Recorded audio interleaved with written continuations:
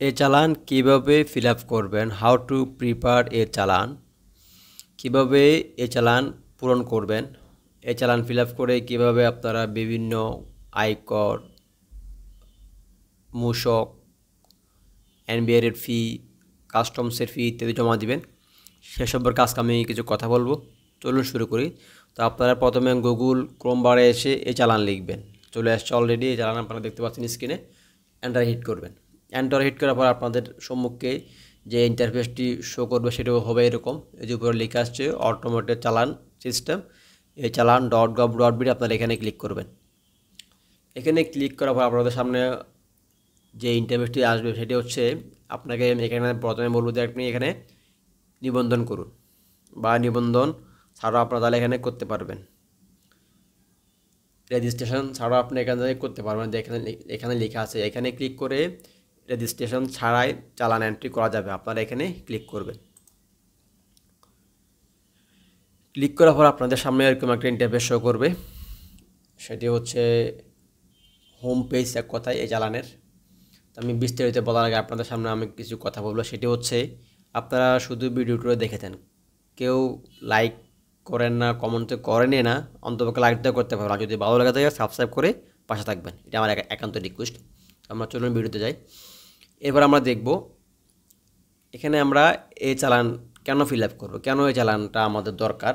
আগের মতো টিয়া চালান দিয়ে কোনো ফি জমা দেওয়া যাবে না, গভর্নমেন্টের কোনো ফি আগের মতো ম্যানুয়ালি জমা দেওয়া যাবে না।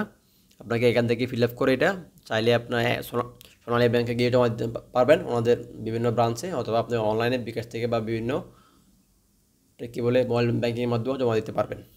তো আমরা এখন দেখতে পাচ্ছি এখানে কী কী এই দুটো জিনিস, পাসপোর্ট ফি এবং এনবিআর জমা এই চালানের মাধ্যমে দেওয়া যাবে।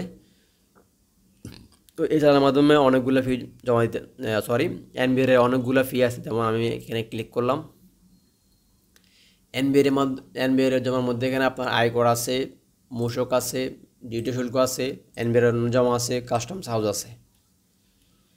তো আমরা প্রথমে একটু আয়করটা দেখবো, যেহেতু সামনে কয়েক মাস পরে আয়কর জমা দিতে হবে। সেপ্টেম্বর, অক্টোবর, নভেম্বর, আর সর্বোচ্চ 2 মাস আছে। 2 মাস পর থেকে এটা জমা আরম্ভ হয়ে যাবে। আর যেহেতু কর দিবস 30শে নভেম্বর, তো আমরা আজকে শুধুমাত্র আয়করটা নিয়ে আলোচনা করব।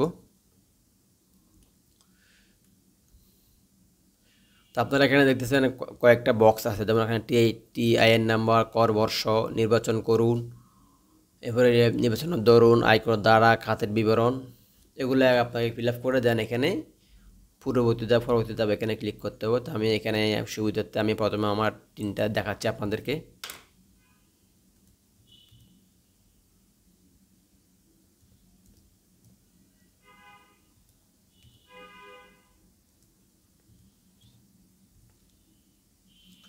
আমরা এখানে 3 নাম্বারটা দিলাম, এরপরে কর বর্ষ দিব। এইবারে কর বর্ষ হচ্ছে 2025-26। এরপরে আয়করের ধরন, এটা হচ্ছে যেহেতু আয়কর তাহলে কোম্পানি হবে না অবশ্যই। আয়কর ধারার ধরন, এটা হচ্ছে রিটার্ন দাখিলের সাথে কর, অর্থাৎ যেদিন আমরা রিটার্নের জমা দিব ওই দিনের সাথে যে করটা জমা দিতে হবে আমাদেরকে ওটাই দিব। আর এগুলো আপনারা সিস্টেমেটিক ফিল আপ করবেন। প্রথমে 3, এরপরে কর বর্ষ, তারপর আয়করের ধরন, এরপর আয়কর ধারার ধরন। আগে আপনারা যদি বিশৃঙ্খলভাবে ফিল আপ করেন, অর্থাৎ প্রথমে আয়কর ধারার ধরন, এরপরে দিলেন টিআইএন, তাহলে আপনারা সঠিক পন্থা আগাতে পারবেন না। এরপর হচ্ছে আয়কর দ্বারা, একটা দ্বারা আছে এখানে, এটা দিব আমরা এখানে। এরপর এখানে এখন এখানে আপনারা দেখতেছেন পরবর্তী ধাপ, এটা এখানে ব্লার হয়ে আছে। আমি এখানে জাস্ট একটু অ্যামাউন্ট লিখবো, এখানে 805, এন্টারে দিলাম। দেখছেন এইখানে বাইরে ক্লিক করার পর এখানে পরবর্তী ধাপটা এটা একেবারে কী বলে দৃশ্যমান হয়ে গেছে, এটা একেবারে দৃশ্যমান হয়ে গেছে। তো আমরা এখানে পরবর্তী ধাপে ক্লিক করব। পরবর্তী ধাপে ক্লিক করলাম।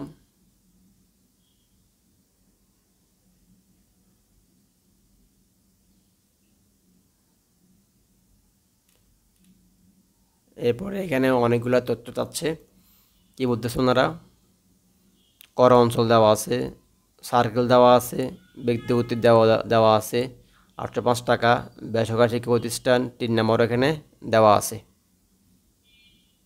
ঠিক আছে, তো আপনি এখানে তাহলে চেক 3 টি নাম্বার সংশ্লিষ্ট টিআইএন তথ্য উদ্ধার সফলভাবে সম্পূর্ণ হয়েছে, অর্থাৎ তার মানে তিনটে এখানে সঠিকভাবে দেওয়া আছে।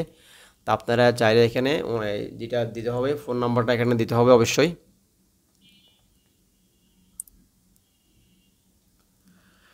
ফোন নাম্বারটা এখানে অবশ্যই দিবেন, এরপর ইমেলটাও দিয়ে দিবেন, এবং অর্থ পরিশোধের ধরন online banking, mobile banking click করলে আপনারা এটা দেখতে পাচ্ছেন অনলাইন ব্যাংকিং, অ্যাকাউন্ট থেকে যারা কেটে নিলে card payment, credit card, visa card এগুলা।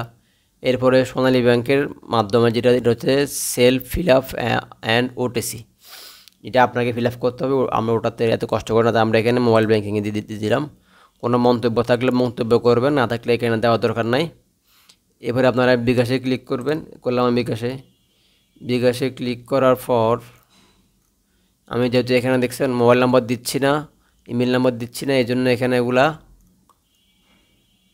এটাকে কী বলে, এইখানে সংরক্ষণ জিনিসটা এখানে আসতেছে না, এগুলো আপনারা খেয়াল করবেন। যোগাযোগ এখানে লেখাই আছে যোগাযোগের জন্য মোবাইল নম্বর, আচ্ছা আমি এখানে দিয়েই দিই।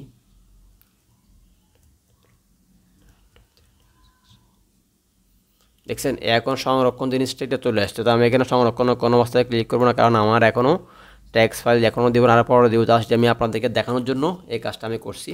তো আমি এখন এখান থেকে ব্যাকে যাব বা এটা তুলে দিব, বুঝছেন কি বলছি? আমি এখান থেকে এটা ব্যাকে যাব বা এখান থেকে আমি জমা দিব না, জমা না দিলে এটা অবশ্যই আর ফেরত নেবেই না, ঠিক আছে? আমি এখন জমা দিচ্ছি না। তো এখানে আপনারা এভাবে ফিল আপ করবেন, আপনারা এখানে জাস্ট এখন সংরক্ষণে ক্লিক করলেই আপনার টাকাটা এটা একটা অটো প্রিন্টের মতো চলে আসবে, আপনারা দেন ওটা প্রিন্টটা নিয়ে নেবেন, ওই প্রিন্টটা করেই আপনারা এই বিকাশ যখন ক্লিক করবেন, সংরক্ষণে ক্লিক করার পর বিকাশের একটা কোড যাবে, কোডটা দেবেন, দেন বিকাশের পিন নাম্বার দিবেন, এরপরে ওখানে প্রিন্ট অপশন চলে আসবে। ক্লিক করার পরে ওই প্রিন্ট অপশনে যখন ক্লিক করবেন, যদি আপনার কম্পিউটারের সাথে প্রিন্ট সংযুক্ত করা থাকে তাহলে প্রিন্ট করে নেবেন, আর না হলে ওটা সেভ করে নেবেন। সেভ করে এটা আপনার বাইরে থেকে প্রিন্ট করে বা অফিস থেকে প্রিন্ট করে এটা আপনারা আপনাদের সংশ্লিষ্ট আয়কর অফিসে জমা দিবেন প্রমাণ হিসেবে। তো আমি যেহেতু এখন জমা দিচ্ছি না, তো আমি এখানে আর সংরক্ষণে ক্লিক করতেছি না, এতটুকু ছিল। এখানে আরও অনেক কিছু জমা দেওয়া যায় এনবিআর এর ক্ষেত্রে, এই যে মূসক, আয়কর, ডিউটি, এনবিআর এর অন্য জমা, কাস্টম সার্ভিস ইত্যাদি।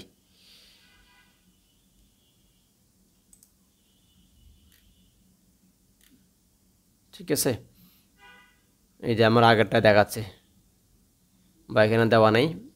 আপনার যদি ভালো লেগে থাকে অবশ্যই লাইক, কমেন্ট, শেয়ার করবেন, শেয়ার করে বাসা থাকবেন আর সাবস্ক্রাইব করবেন এরকম নিত্য নতুন ভিডিও পেতে। সবাইকে ধন্যবাদ। আজকে ভিডিও এখানে শেষ করছি। আসসালামু আলাইকুম।